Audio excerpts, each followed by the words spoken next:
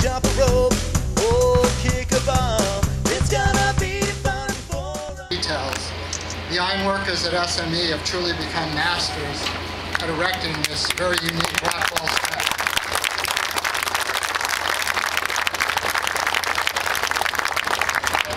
This is one of those projects where visitors coming for the first time, they look up at the steel and they go, wow, that's incredible.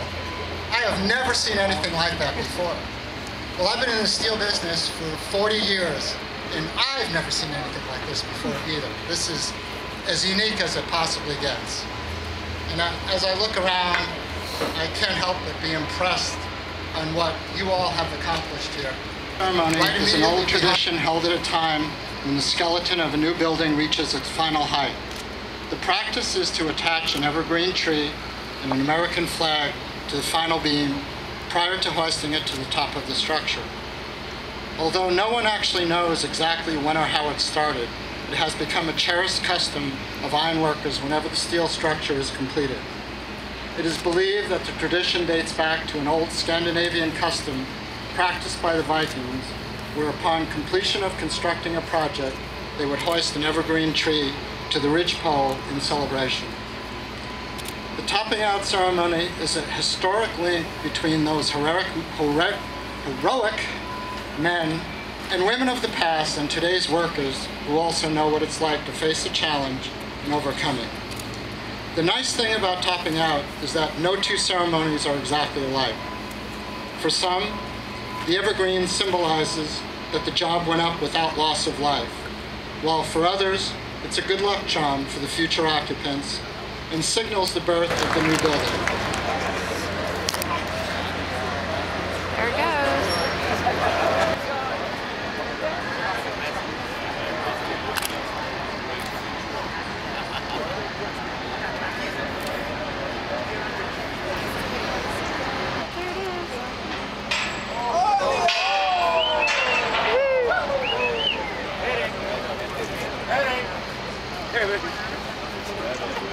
And metaphorically, we've reached the other side of the mountain.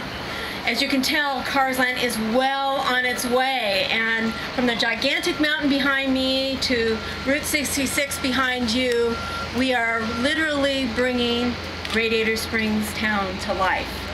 We're very, very excited about everything that's happening here. You know, this 12-acre land is going to be filled with fantastic attractions, restaurants, and merchandise locations, all inspired by the Disney Pixar blockbuster movie, Cars.